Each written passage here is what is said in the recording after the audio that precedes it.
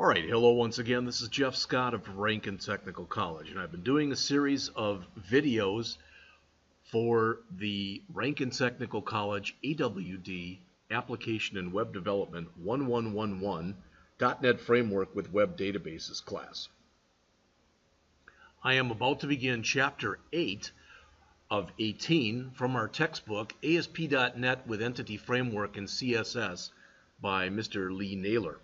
And in the previous chapter, we deviated from our project and looked at authentication and authorization. In this chapter, we're coming back to the project, and we're creating what the author calls a shopping basket. And as he says right here, this chapter allows users to add products to their shopping basket. We will treat a shopping basket as a list of basket lines with a basket ID, a product, a quantity, and the time the entry was added to the basket. And it says there these are the features of the basket. I don't want to read them to you, but let's just summarize. All right. You can either put stuff into your basket if you're logged in or if you're an anonymous user, meaning you have not yet logged in.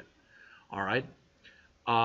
If you are logged in, they're going to use a session to store the key that will represent the current user. That session will time out 20 minutes after the session is over, as per the default for an ASP.NET web app. If the user is anonymous, a GUID, which is a special ID representing the user, will be generated. And if they're logged in, they'll use their username. And I believe the reason for this is you might log in, you might be anonymous and not logged in yet, and then later you might log in. Or you might register if you were not previously registered. And then that GUID ID, whatever you want to call it, can be converted to a user ID later. If the user logs out, the site will no longer display the items in the basket. If the user has previously added items, the basket will display them when they logged in or log back in. The site will not empty a logged in user basket unless they choose to do so manually themselves. Now that's kind of interesting. All right. I know that this was now many years ago, but I fancy myself as a karaoke singer. And I had gone out to a website where I was going to buy a karaoke CD, and I put it into my basket, and I don't know if I forgot about it, changed my mind or whatever, but I literally came back a year later to find out that that same CD was still in my basket. So again, everything's different as far as how it works. And the author mentions here this kind of cautionary note on the bottom of page 285, saying that session state is being used here, but in a high traffic production. So for example, something like Amazon, you wouldn't do this. It wouldn't be a viable solution. Rather, as it says, as example, if you're running your site in Azure, one alternative would be to use the Windows Azure caching service, where you would have your what's basically in memory backed up every few minutes or whatever. All right, so we're going to create a basket line class. All right, so we're in our models folder, we want a new class called basket line. Let's close a couple things here. In fact, let's close the majority of, let's just close everything we've got open. And again, we are coming in under our models folder. And under the models folder, I'm going to create a new class that I believe we said we're going to call here basket line. All right, there it is. Okay, as of right now, virtually nothing inside of it. So we'll start to add things right now.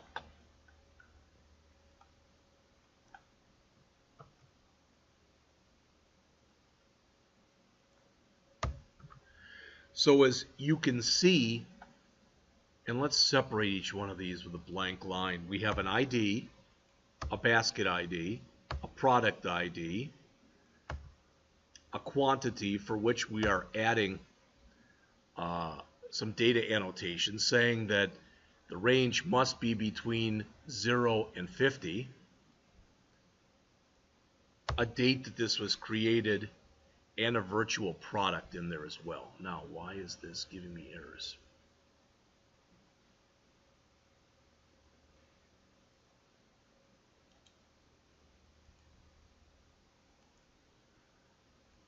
I don't know if it's because I did put it on multiple lines. Don't know why that is.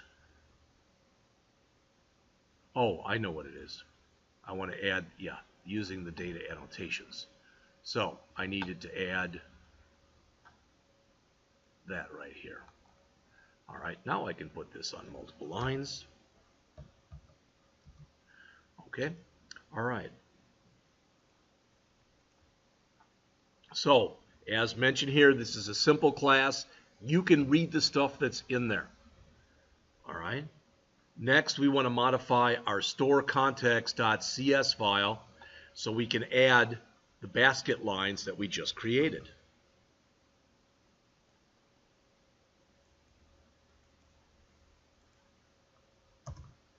So what are we doing? Well, we are going in the model class to set up the framework, for lack of better words, for a new table that we're going to be creating in our database. That new table being a basket line table. Now we're putting an entry into the store context so that once we create it, the system knows what we're talking about. So we want to create a code first migration, as shown right here, in order to generate the basket lines table. So let's hope we have no problem with this. We still have our package manager console.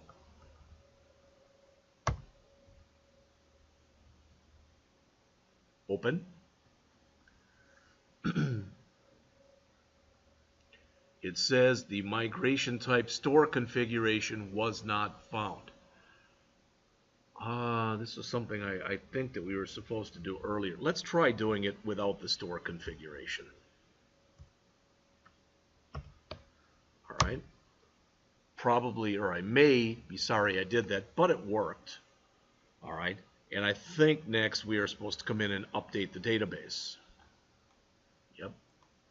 So again, I don't have that configuration. That was something in the last chapter, and since in the last chapter I did that as a separate entity, I'm thinking that's why.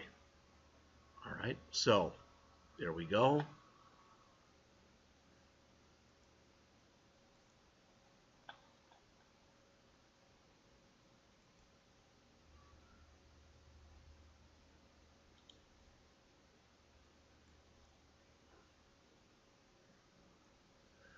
So here, I think I can close that now. All right, here's our new basket lines table. If we open the definition, we should see the same fields that we just noted earlier, put in earlier. All right, so there they are. We've got, again, the basket ID, the basket ID, the product ID, the quantity, the date created. Primary key is the ID, and product ID is a foreign key referencing products. The basket ID, it's interesting, I guess. There's a reason for it, but we're allowing nulls there. I'm not sure why.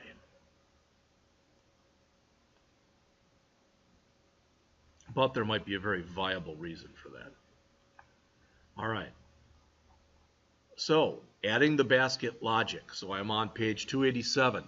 Now that we have a basket line class, we are going to create a basket class to handle the main code for managing the shopping basket. Again, I would call it a shopping cart, but the basket isn't like other entities in the project, as it doesn't easily map into CRUD operations or views, and is created, updated, and deleted by adding or removing products. Technically, you could update a product. You could decide also you wanted to order more or less than you had ordered.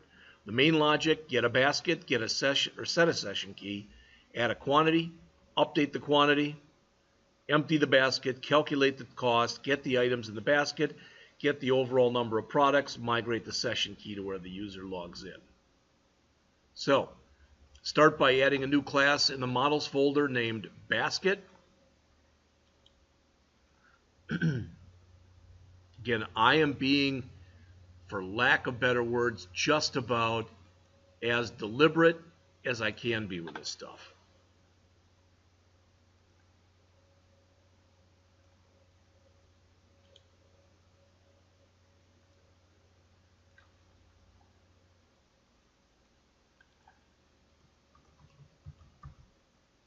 So here is our basket class.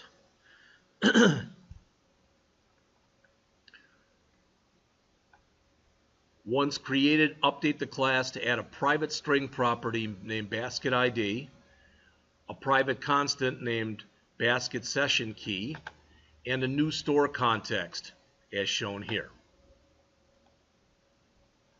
Oops.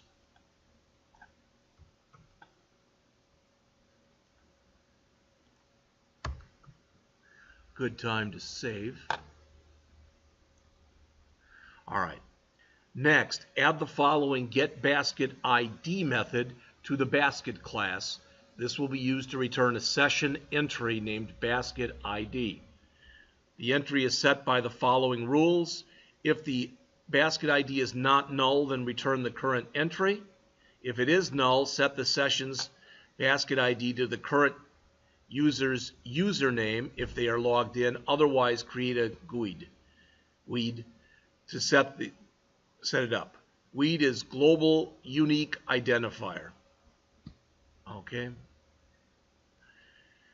And in theory, they are always unique. However, if you ran the site for eternity, you would eventually get a duplication at some point. So let's add these two using statements, which may be in there already anyway, system and system.web.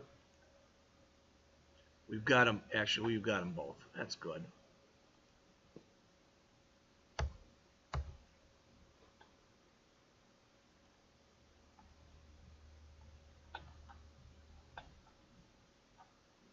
So we are told to add this code that is on page 288 and the top of page 289. So let's add it, then go back and take a look at it. Again, I might get an error because it's not yet finished. So let's jump up to page 289. Add the rest.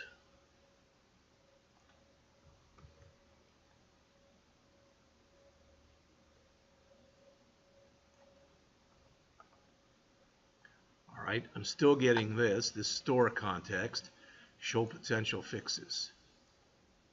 All right, so I had to do a using bs2.dal for our data access layer. And I believe that, yes, that got rid of all the errors that we had. All right, okay. Ensure that you also add the using statements, etc. I did that. Following the getBasketID, add a new getBasket method. So after we do this, and here's, again, kind of a time where the author's falling a little short because he's not doing a lot of explanation up here. Okay. He does say, again, to basically set check and see if this is null. All right, and check to see whether or not this user is logged in, and if they're not, set this GUID for them. All right, then we're supposed to come into the baby store models and add this getBasketID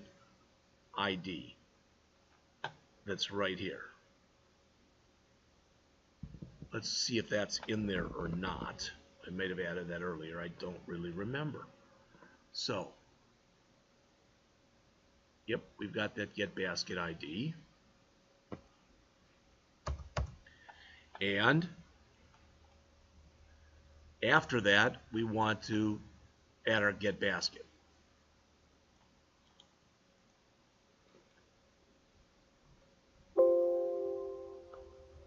There that is. So,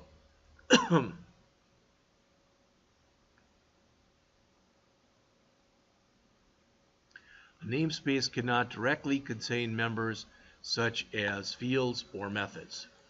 So the problem is probably a thing with parentheses in here. I'm sorry, with curly braces in here. And that is, I've got this up too high.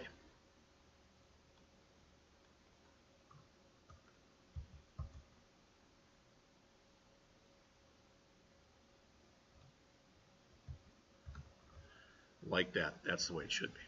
All right. Now add a new toBasket method to the basket class using the product ID and the quantity parameters. Well, you can tell we're going to be doing a link query because we are asked to add this using statement right here. It's already in there. Cool.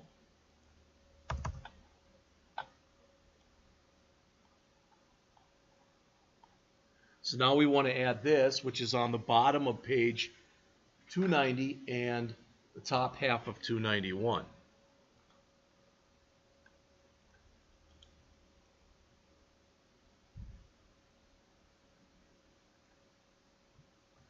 Again, we very well could get an error here because this is not complete right now.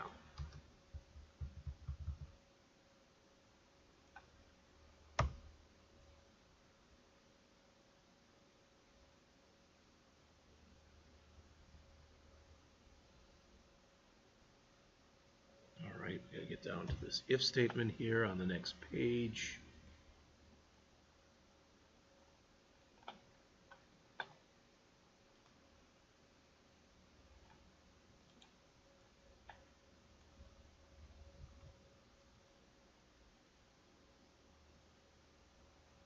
Again, I think I've got the same problem I had before.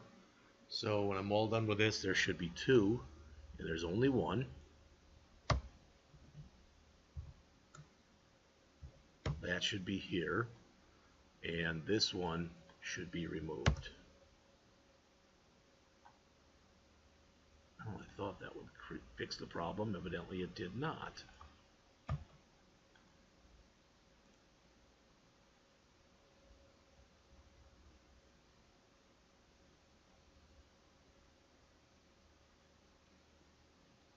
Get basket, so that shouldn't be here. All right, we'll get it fixed.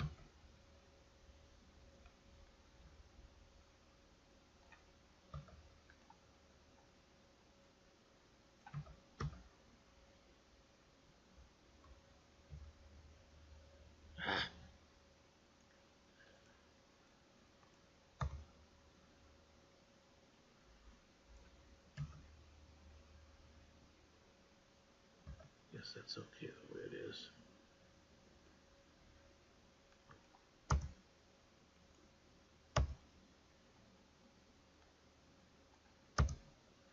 I'm getting there.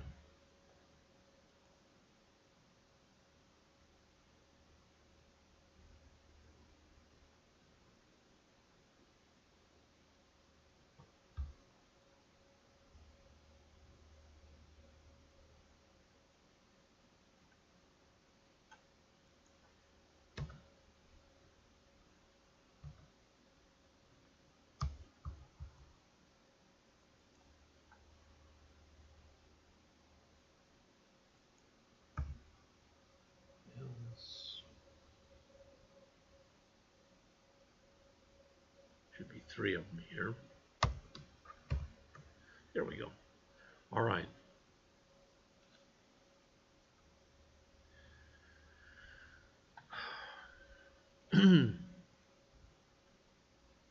Add the statement using system.link at the top of the file. It was already in there.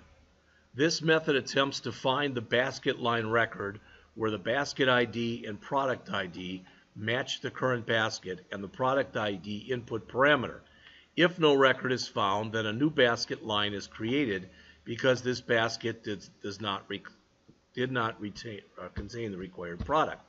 Otherwise, the value is updated. So in other words, you want to look and see if somebody's cart already has this product in it.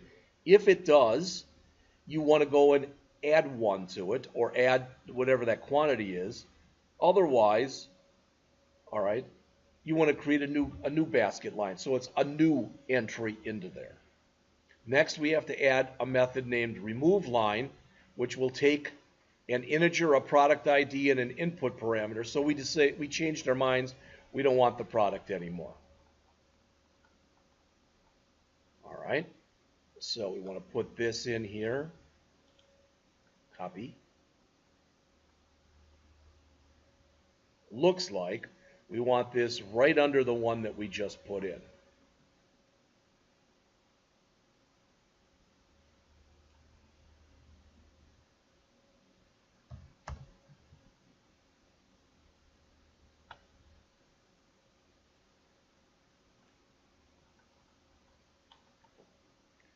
Next, we have to update the basket class to add a method named updateBasket. So we are putting in our own code that is going to do the CRUD operations. All right. Again, it takes a list of basket lines. What they call a basket line, you could call anything you wanted. You could call it a record that was, for example, not in the database, but that was in the shopping cart, or an entry in the shopping cart, or whatever you think.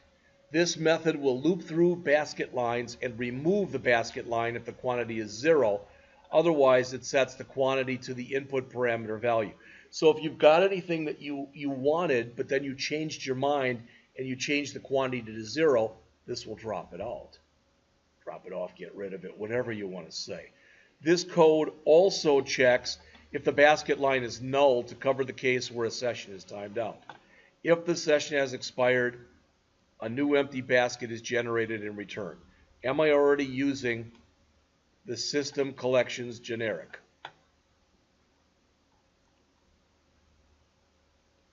Yes, I am. Notice that's the only one that's gray, meaning that right now it is not technically being used in here. All right. So it looks like down at the very bottom in here,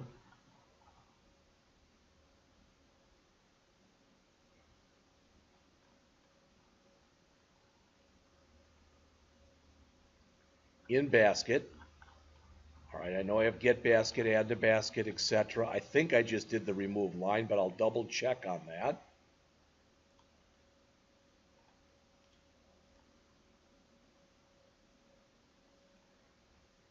There it was. All right.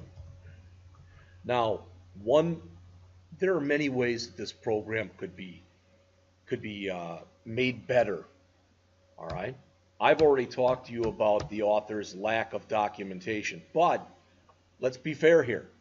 There's nothing to have stopped me from going in and putting comments at the beginning of these different methods that are being added. All right.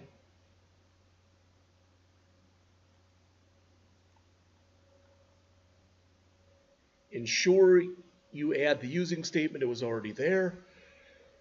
Following this method, add a couple of methods to the basket class. One named emptyBasket, which allows the user to empty the basket, and one named getBasketLines to return all entries in the current basket line, or in the current basket. So the one would basically say,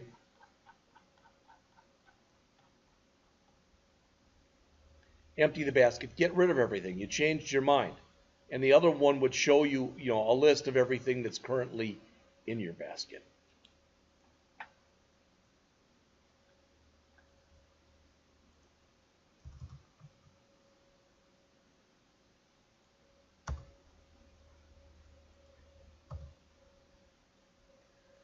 Okay. Now add 2 additional methods to the basket class, which calculate the total cost of the basket and get the total number of products for the basket. It says, note that it's important to ensure that you include the quantity of each item in the calculations. Well, that would make sense, because otherwise I could order 10 of something and only be charged for 1. All right, so right after that get basket lines that we just put in, we're going to add this.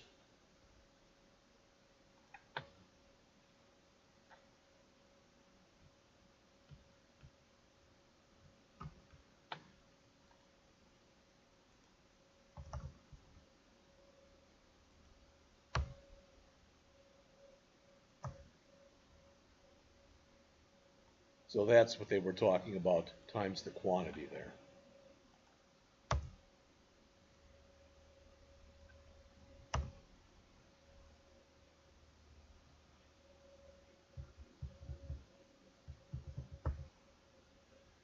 Push this over a bit.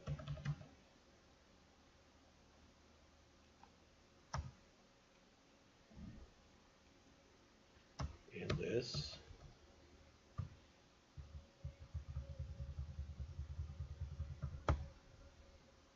All right. Now it looks like I've got one too many curlies. All right, that put me down here. Finally, complete the basket class by adding a method to change the basket ID of the current basket instance to the user's username. This will be used to migrate, or if somebody has logged in anonymously or they have not yet registered but then do register, that we can change this GUID to a username, which is again what we're using to track this.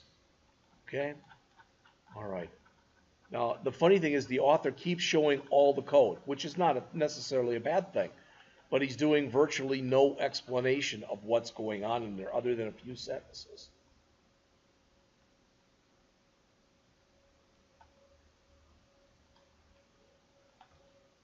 So I want to come in here. Oops, not like that.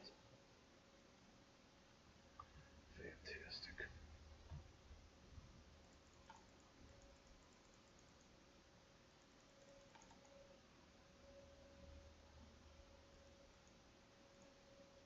Okay.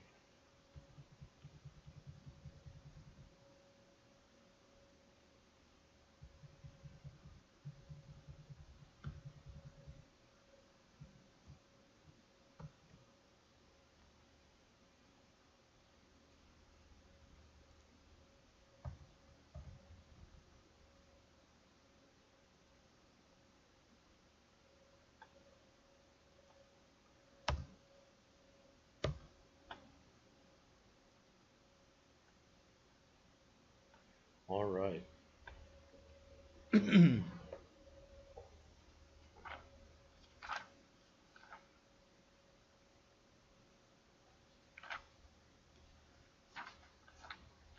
That should be it for the basket class. All right, again, which is basically going to represent our series of basket lines, I think. All right.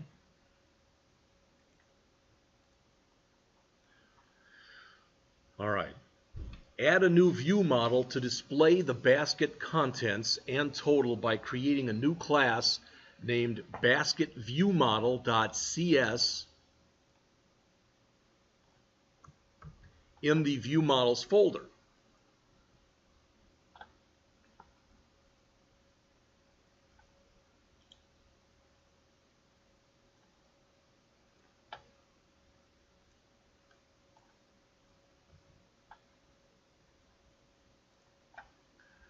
Okay.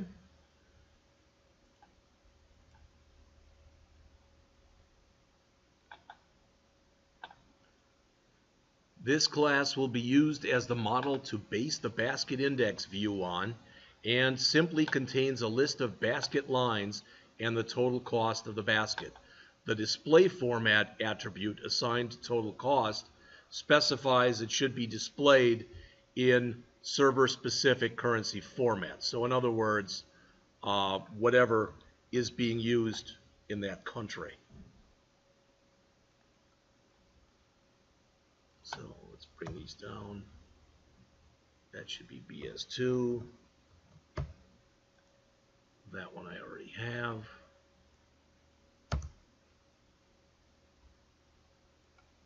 So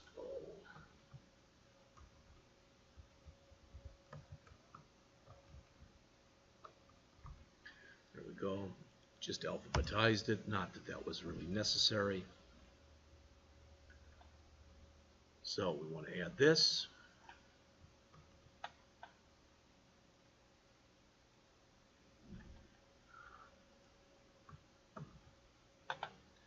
So that'll be our basket line. This will be our total, which is in currency format. All right. Next, I think we're told to go in there. Yep, we're going to add the basket controller. We are now going to create a basket controller class to handle requests for updating the basket. The controller class effectively acts as a proxy. So in other words, it doesn't do the work. It farms out the work, whatever you want to say, by calling the methods of the basket class and then redirecting to the index method. The index method then calls the index view to display the contents of the basket. Start by creating an empty controller, empty. All right, so go to the controllers folder, do an add controller, and we're going to name it basket controller. So we'll go over to our controller.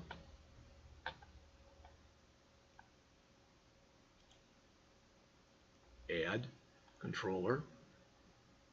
We want it to be empty, and it's going to be basket. Oops. Basket controller. Okay.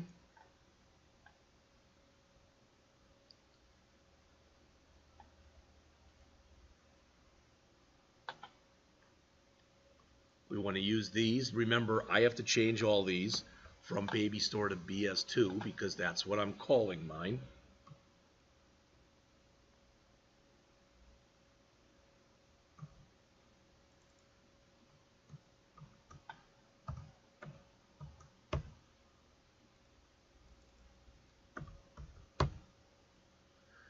All right.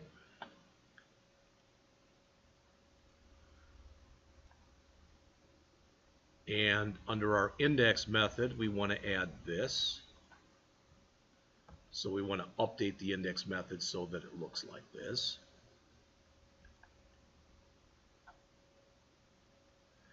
And how did we do it here? Oops. Okay.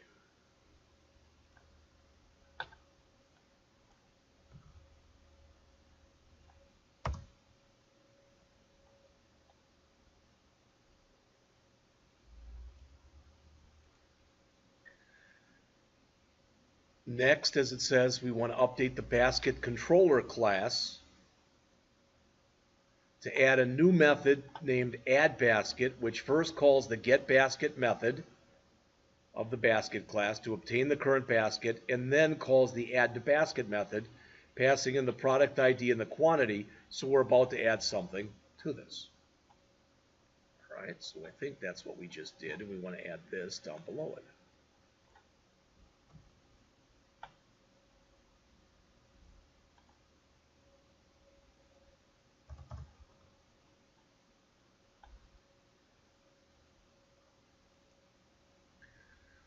Following this, add another new method to the basket controller named updateBasket, which takes the basket view model as an input and passes it to the basket lines property,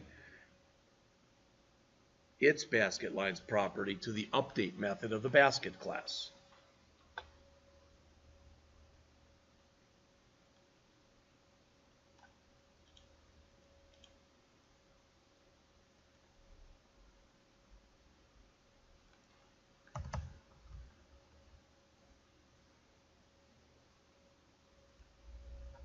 Next, add a remove line method. It says this differs from most of the other methods and pretty much all of the other controller classes in the book because it is a get version of a method that updates the database.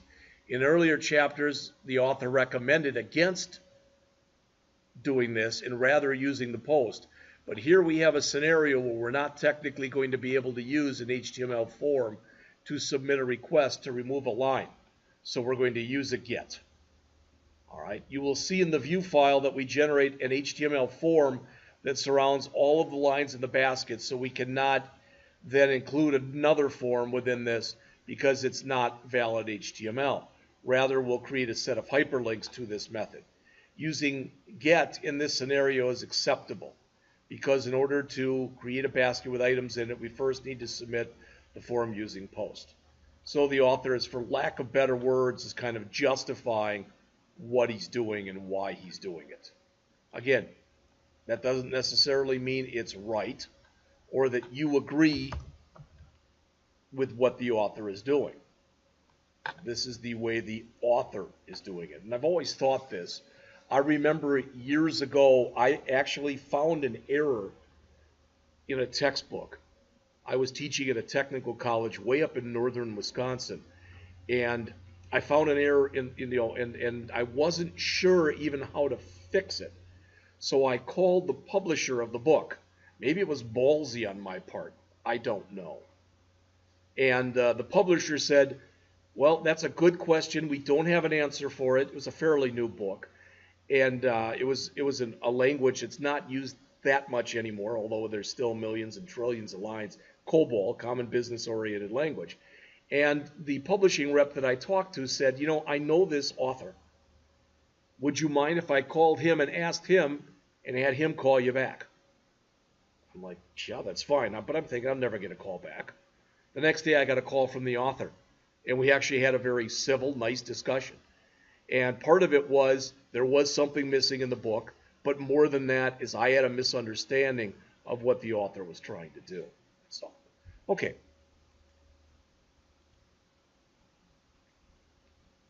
So, as the author says, now we're up to page 307. Let me check my time. It's got to be getting up there. It is. So, we'll add a basket index view in the next lecture.